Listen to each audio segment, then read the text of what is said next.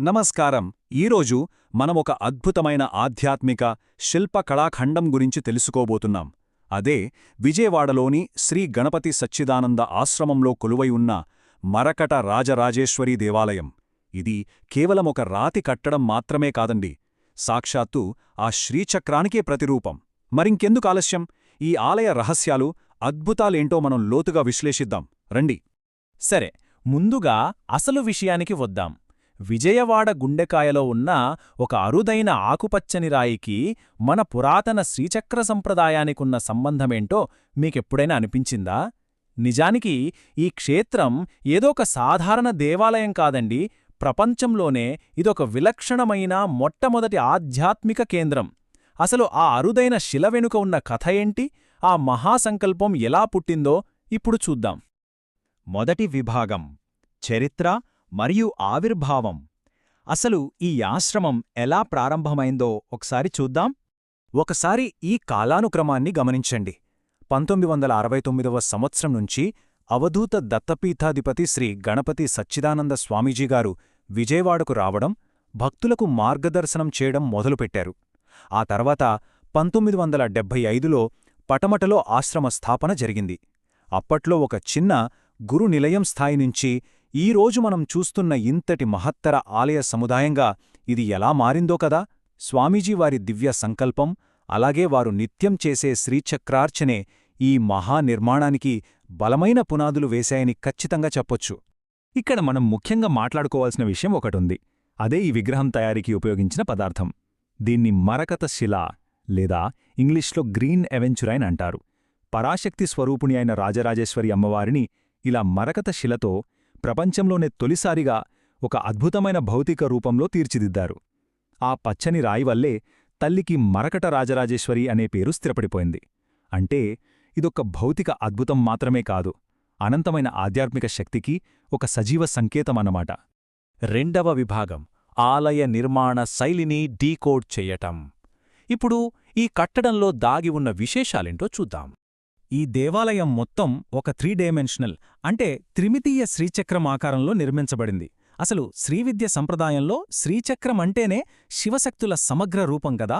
ఇక్కడ రాతి కట్టడం కాని, ఆ పైనున్న శ్రీచక్ర ఆకార విమానం కాని కేవలం ఇటుకలు, రాళ్లతో పేర్చిన భవనాలు కావు. అవి అత్యున్నత ఆధ్యాత్మిక తత్వానికి సజీవ సాక్ష్యాలు. ఒక రకంగా చెప్పాలంటే సాక్షాత్తు వేదాంతానికి ఇవి భౌతిక రూపాలు అని చెప్పొచ్చు. దీన్ని బట్టు మనకు అర్థమయ్యేదేంటంటే, ఈ నిర్మాణంలో కేవలం పైకి కనిపించే అందమే కాకుండా నవావరణాలు, షట్చక్రాలు, నవదుర్గలు, అలాగే అష్టాదశ శక్తిపీఠాలకు సంబంధించిన సూచనలు ఎంతో లోతుగా నిక్షిప్తమై ఉన్నాయి. శ్రీవిద్యా సంప్రదాయమనేది చాలా క్లిష్టమైన విశ్వరహస్యాలతో కూడుకున్నది కదా. అలాంటి రహస్యాలను అన్వేషకులకు ఒక విజువల్ మ్యాప్లాగా, శిల్పకళ ద్వారా కళ్లకు కట్టినట్లుగా ఈ ఆలయ నిర్మాణం మన ముందుంచుతుంది. ఇదొక అద్భుతమైన ఆధ్యాత్మిక రూపకం అనడంలో ఎలాంటి సందేహమూ లేదు. బేస్ లేయర్ అంటే అడుగు భాగంలో చూడండి, 108 యక్షుల శిల్పాలు ఆలయాన్ని తమ భుజాలపై మోస్తున్నట్లుగా చెక్కబడ్డాయి. ఇవి విశ్వశక్తికి, దైవ మద్దతుకు, అలాగే భక్తుల బాధ్యతకు ప్రతీకలు. ఆపైన రెండో పొరలో ఏనుగుల శిల్పాలు కనిపిస్తాయి. యక్షులు ఆ విశ్వభారాన్ని మోస్తూ ఉంటే పైనున్న ఆ అపారమైన ఐశ్వర్యానికి, జ్ఞానానికి, అంతిమ మంగళకరమైన తత్వానికి ఎలా మద్దతుగా నిలుస్తున్నారో ఈ శిల్పాలు మనకు కథలాగా వివరిస్తాయి. ఒక కఠినమైన రాతిలో ఇంతటి లోతైన తత్వం దాగి ఉండటం నిజంగా ఆశ్చర్యం కదూ. మూడవ విభాగం: దేవతలు మరియు వైభవంగా జరిగే ఉత్సవాలు. ఇక్కడి శక్తిమంతమైన వాతావరణాన్ని ఒకసారి గమనిద్దాం. ఇక్కడ కేంద్ర బిందువు ఖచ్చితంగా మరకట రాజరాజేశ్వరి అమ్మవారే. అయినప్పటికీ ఆశ్రమంలో ఒక సంపూర్ణమైన ఆధ్యాత్మిక వాతావరణం నెలకొని ఉంది. ఎందుకంటే ఇక్కడ క్షిప్ర గణపతి, శ్యామకమల దత్తాత్రేయ స్వామి, గంగాధరేశ్వర స్వామి, కార్యసిద్ధి హనుమాన్, నవగ్రహాలు మరియు ఒక విశేషమైన యాగశాల కొలువయున్నాయి.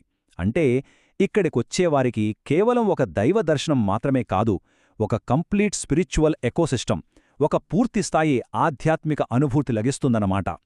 సరే, ఇప్పుడు ఈ ఆలయంలో ఏడాది పొడవునా జరిగే ఆధ్యాత్మిక వేడుకల ప్రవాహం ఎలా ఉంటుందో చూద్దాం. ఇక్కడ అత్యంత వైభవంగా జరిగే పండుగ శారదా నవరాత్రులు. ఈ 9 రోజులు అమ్మవారికి రోజూ చేసే భిన్నమైన అలంకారాలు భక్తులను అక్షరాల మంత్రముగ్ధులని చేస్తాయి. అలాగే శ్రీవిద్యా ఉపాసకులు ప్రత్యేకంగా ఎంతో భక్తితో పాల్గొనే మహాపూజ శ్రీచక్రపూజ. ఇక స్వామీజీ స్వయంగా ప్రోత్సహించిన అనఘావ్రతం గురించి చెప్పాలంటే వేలాది మంది భక్తులు ఎంతో క్రమశిక్షణతో ఇందులో పాల్గొంటారు. ఇవే కాకుండా గురుపౌర్ణిమ రోజున అలాగే జనవరి 1వ తేదీన స్వామీజీ భక్తులు పెద్ద ఎత్తున తరలివచ్చి ఈ ఉత్సవాలను మరింత విశేషంగా జరుపుకుంటారు. 4వ విభాగం భక్తులకు మార్గదర్శకం. ఈ ప్రదేశానికి ఎలా చేరుకోవాలో కొన్ని ప్రాక్టికల్ విషయాలు ఇప్పుడు తెలుసుకుందాం. ఇప్పుడు ఈ విషయాలు మీకు ఎంతో ఉపయోగపడతాయి. పటమటలోని శ్రీ దత్తనగర్కు చేరుకోవటం చాలా సులభమండి. ఆటోనగర్ నుండి చూస్తే ఇది సుమారుగా 1 కిలోమీటర్ దూరంలోనే ఉంటుంది. బెంజ్ సర్కిల్ నుండి కేవలం 2-3 కిలోమీటర్లు. ఇక విజయవాడ బస్టాండ్ నుండైతే 6 లేదా 7 కిలోమీటర్ల దూరంలో ఉంటుంది. రైల్వే స్టేషన్ నుండి వచ్చేవారైతే ఆటో లేదా క్యాబ్ ద్వారా మహా అయితే 20-30 నిమిషాల్లో చాలా ఈజీగా ఆశ్రమానికి చేరుకోవచ్చు. దర్శనానికి వెళ్లే ముందు గుర్తుంచుకోవాల్సిన మరికొన్ని ముఖ్యమైన విషయాలు కూడా ఇక్కడ చూద్దాం. సాధారణంగా దర్శన సమయాలు ఉదయం 5:30 లేదా 6:30 గంటల నుండి మధ్యాహ్నం 12 గంటల వరకు, మళ్లీ సాయంత్రం 5 లేదా 5:30 నుండి రాత్రి 8 గంటల వరకు ఉంటాయి. ఏదైనా సందేహముంటే ఇక్కడ ఉన్న నెంబర్ +9 166 255 5541కు కాల్ చేయొచ్చు. ఆలయ పవిత్రత దృష్ట్యా సంప్రదాయ దుస్తులు ధరించడం ఎంతో ఉత్తమం.